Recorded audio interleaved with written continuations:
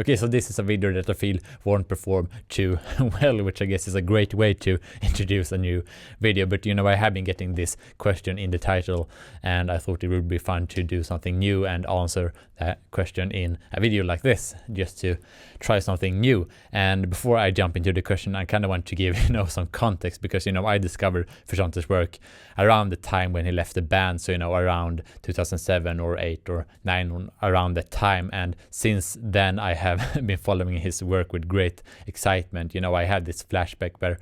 around in 2012 or something like that, when I listened to Walls and Doors on repeat, that not too well known song, which is a B-side for the PBX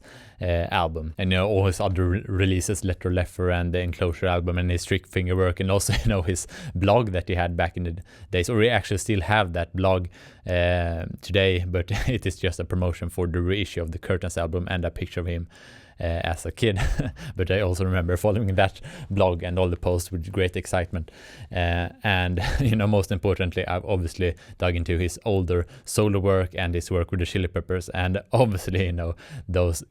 awesome live performances. And also during this time when he was out of the band again, we got some interviews from him where I felt like he made it super clear that he was definitely not interested in playing in a large rock band, or returning to the band, the Chili Peppers, and not playing for a large live audience or anything like that. So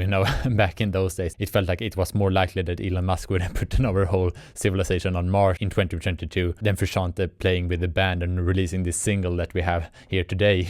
in 2022. So with that background, I guess you can understand that my excitement for his return is really hard to put into words. I don't really know how to describe that, but yeah, now here we are today with that new single, and what I actually think about it. So I have read a lot of other people's opinions, and I see that a lot of people really love the song, but I also see some people that perhaps feels it's a bit boring or bland or whatever. And I don't want to sit here and be this fanboy who just says everything is great, but rather I kind of like to elaborate a little bit on this. And to me, what I feel makes this band really unique, and what I really love about the band, is that I feel like they are really connected to the flow of the the creative process, and that is, at least from my understanding, or at least what I feel, is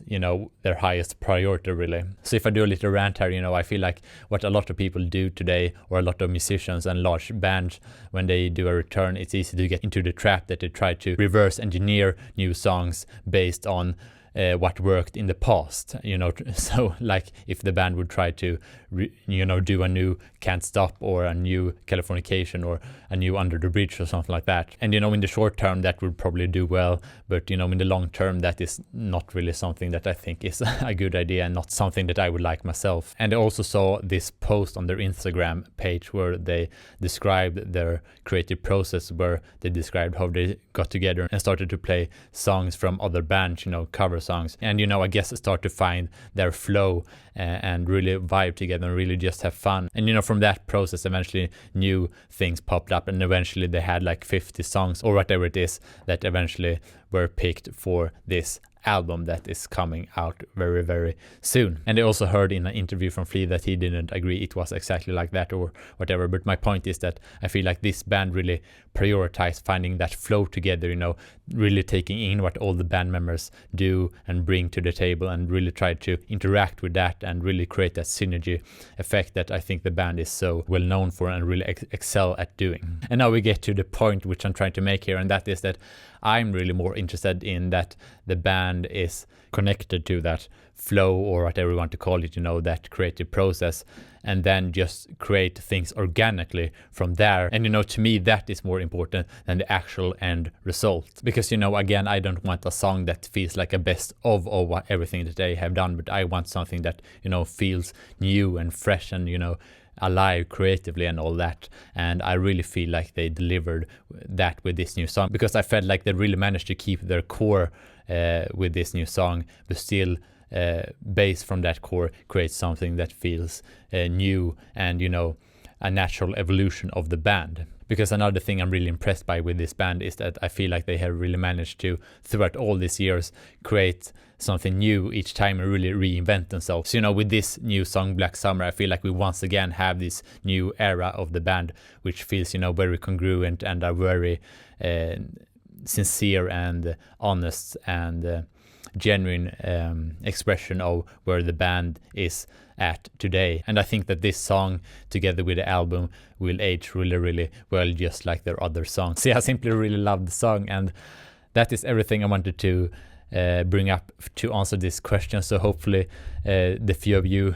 who wonder this feel like you have gotten a good answer, and I'm really curious what you think as well. So yeah, please comment that below, and I'll see you in the next one.